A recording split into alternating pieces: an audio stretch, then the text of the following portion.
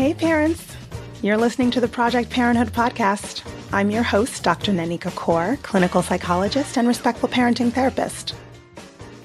Parenting kids with ADHD can be a challenge, but your role as a parent is crucial for your child's success as an adult.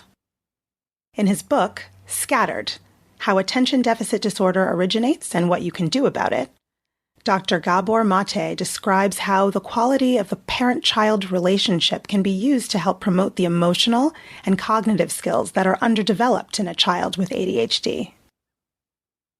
A diagnosis of ADHD requires two of the following three features: deficient attention skills, poor impulse control, and hyperactivity. Your child may be easily distracted unless engaged in activities that they're highly motivated for or interested in. And then, when they're involved in these high-interest activities, they might hyperfocus to the extent that they're completely unaware of the environment around them. Your child may also have great difficulty inhibiting their speech or behavior. They might chronically interrupt others or have a hard time waiting for a turn. Regardless of negative consequences, they act impulsively and without forethought. If your child is also hyperactive, not all kids with attention deficits are, they may also have trouble being physically or mentally still. This might look like constant fidgeting, nail biting, and excessive talking and explaining. Other symptoms might be low motivation, poor memory, and social problems. People with ADHD also tend to have emotional sensitivity, which can make for unpredictable and outsized mood swings and angry outbursts when interrupted or thwarted. Parenting a child with ADHD can be anxiety-provoking and frustrating for sure. But reacting with your own impulsiveness, verbal and/or physical aggression, or helplessness will only escalate the situation in a vicious cycle. By the time families receive a diagnosis, this cycle has usually been in place for a while. Before embarking on any plan to help your child learn missing skills, it's important to work towards stabilizing your relationship with your child by doubling down on emotional connection. The closer you and your child feel to each other, the easier it will be to work together toward positive change. Here are 10 tips for parenting ADHD kids. 1. Be conscious of your own emotional regulation. As the person with the fully developed brain in the parent-child relationship, your moods set the emotional atmosphere in your home. Your child's reactions are influenced by your reactions to them. Model taking responsibility for your own emotional reactions. Rather than becoming overly exuberant or rageful, or falling into despondency and dissociation, focus on maintaining your internal emotional equilibrium. Don't let yourself be controlled by your child's challenging behaviors and moods. Learn to tolerate the internal anxiety that can arise in the face of challenging and ever-changing external circumstances. The emotional stability, safety, and security that you can provide as a self-regulated parent is exactly what your ADHD child needs to regulate themselves. 2. Change your lenses. Dr. Ross Green, creator of Collaborative and Proactive Solutions, invites parents to change the lenses through which they are viewing their children's challenging behaviors. When you view your child as doing well if they want to, you become focused on getting children to want to by trying to control their behavior with rewards and punishments.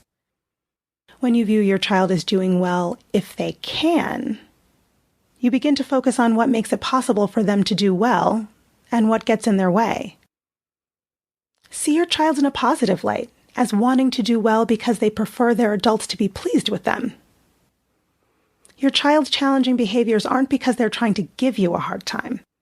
The challenging behaviors are a signal that your child is having a hard time and needs your help. 3. Compassionate responses diffuse your child's anxiety.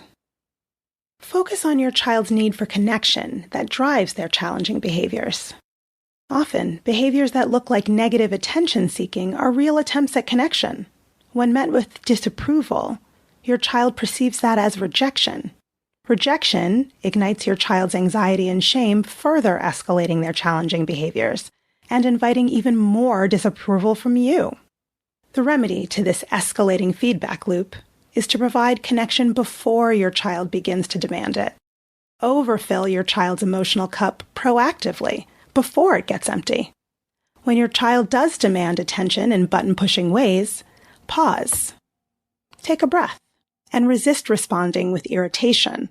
Instead, kindly respond with an I statement like, "I can't play right now," or "That activity doesn't work for me at the moment."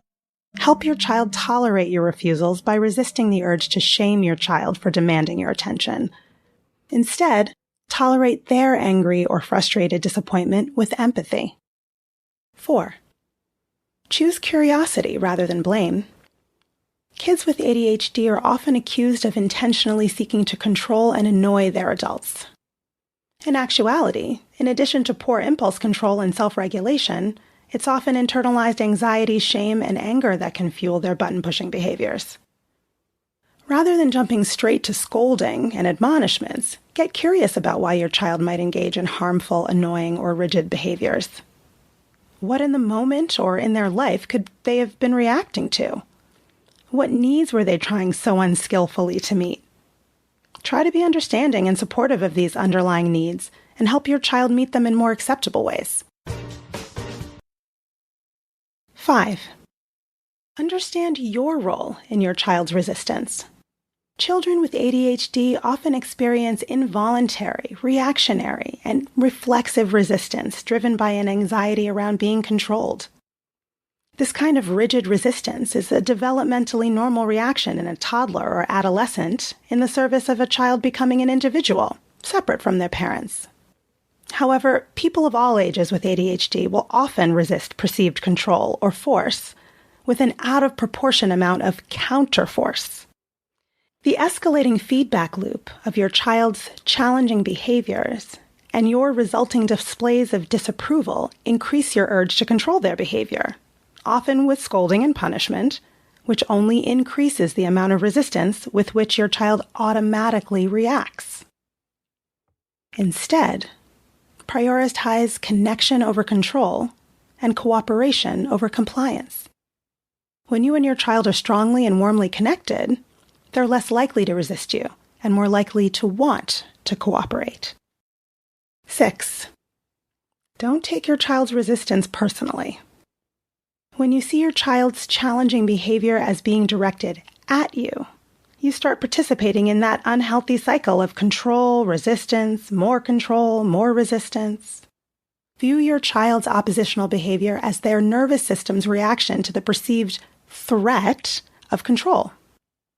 Instead of imposing consequences, prioritize empathy and emotional co-regulation. 7. Don't be blindsided by your child's resistance. Realize ahead of time and accept that your child will often display opposition and resistance. Proactively plan to respond to that resistance with patience and understanding. Practice asserting your parental needs and limits with kind firmness rather than rage or helplessness. It's important that your child be able to express resistance without the belief that such expressions will damage their relationship with you. 8. Validate your child's feelings of resistance. Verbally acknowledge that your child dislikes the feeling of being controlled, but also offer more acceptable ways to express disagreement. You might say something like, "I hear that you don't like being rushed to get dressed. I don't like being spoken to with hurtful words. Next time you can say, 'Mama, I need you to give me more time,' or 'Mama, I get frustrated when you ask me things lots of times.'" 9. Practice relational repair when you lose control as a parent. As the parent of a child with poor attentional and emotional regulation and impulse control, you will inevitably lose your patience. You can reduce the impact of your parental blow-ups on your child and your relationship with them by initiating a relationship-restoring conversation as soon as you can following such an incident, once everyone's heightened emotions have subsided. Preferably during a strongly connected moment, revisit with your child what happened, show understanding for their resulting anxiety, fear, anger, or sadness, and take responsibility for having lost control. This lets your child know that no impulsiveness on their part or your part will have any lasting damage on your relationship, that you'll always come together again. And lastly, 10, encourage your child's self-motivation by encouraging their autonomy. Allow and encourage your child to make their own realistic and developmentally appropriate choices within the calm, predictable, and supportive structure that you provide. Make sure your child clearly understands your limits and boundaries, but be generous with them. As long as their choices don't deliberately and knowingly harm themselves or others, try to allow for and empathize with them, even when you don't entirely agree.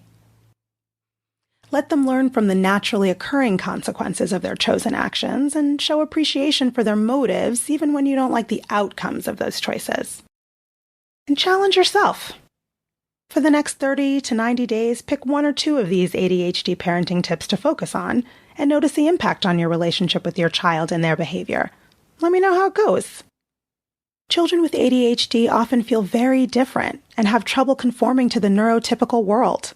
While parenting kids with ADHD can be challenging, the more accepting you can be of your child's differences, the more self-accepting and comfortable your child will be with themselves. A self-accepting child who feels unconditionally accepted and loved by their parent has better self-esteem and feels calmer inside, so they can better pay attention and can better regulate their emotions and behaviors. Win-win. I hope that's helpful. You can learn more about my work with parents at www.brooklynparenttherapy.com and on Instagram at BKParents. That's BKPARENTS. If you have more questions about parenting kids with ADHD or any other parenting questions or stories, leave me a message at 646-926-3243. And be sure to let me know if it's okay to use your voice on the show. Or send an email to parenthood@quickanddirtytips.com. And don't forget to subscribe to Project Parenthood on Apple Podcasts, Spotify, or wherever you listen to podcasts. Catch you next week. Project Parenthood is a Quick and Dirty Tips podcast. It's audio engineered by Dan Firebend with script editing by Adam Cecil. Our operations and editorial manager is Michelle Margulies. Our assistant manager is Emily Miller. And our marketing and publicity assistant is Davina Tomlin. That's all for this episode. Thanks so much for listening.